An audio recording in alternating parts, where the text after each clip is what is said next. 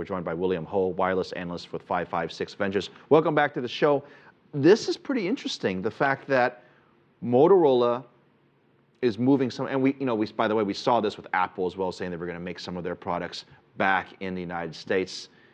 How big of a deal is this? I think it's a very symbolic. Motorola is a U.S. company. To have manufacturing and assembly in the U.S. is a big deal. So from a business decision standpoint, it's a good PR win as well. Besides PR, what about the money factor? The fact that, I find it hard to believe, first of all, that you can manufacture products here cheaper than elsewhere in the world, including China or any other place in Asia for that matter, that makes these products. Is it just about money, or is there something else? Well, I think if you look holistically, what they said in their PR release is that the synergies of manufacturing and also designer and engineers, which are mostly based in the U.S., is greater. So you can argue from a development standpoint, it's quicker to market, and so things can get turned around a lot quicker than if it were in Asia. So, okay, that's great. You're opening up new avenues of innovation, for example. Right. Does that mean that all this manufacturing should come back to the U.S., or is it part of a diversification strategy where you'll have sectors around the world all doing something similar?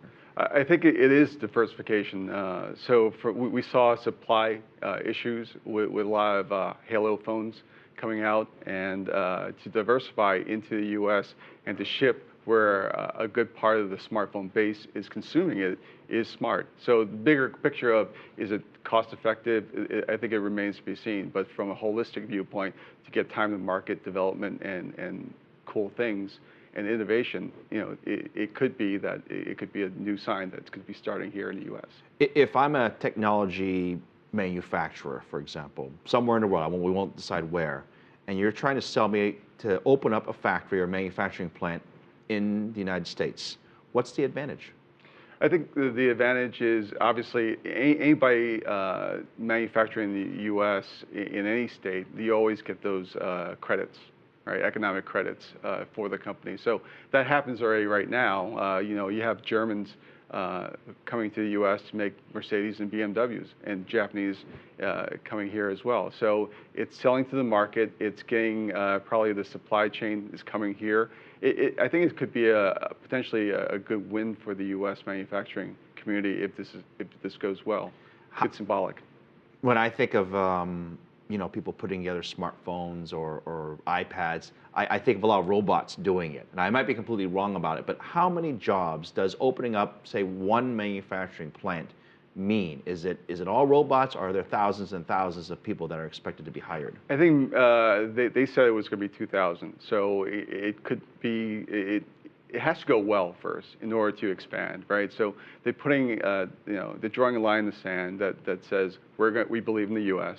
and that we're, opening up a plant there. So Motorola is starting and manufacturing this stuff, but in actuality, the factory is owned by Flextronics, which is a Singaporean company. It's interesting, actually. Okay, so Apple, Motorola, both are doing their bit in the United States. Are there other companies that you think of? Is it possible, like a Korean company, for example, might decide to open up a facility here in the United States and manufacture, for example, Samsung phones here? There is the potential, but it comes down to wages, and if Motorola can make a good margin from it. So it comes down to dollars and cents, where can I get more profitable, and the intangibles of a political win or just cost efficiencies in going to host countries to sell the product. All right, interesting topic as to what's going to happen in the future. William Ho, thank you very much from 556 Ventures.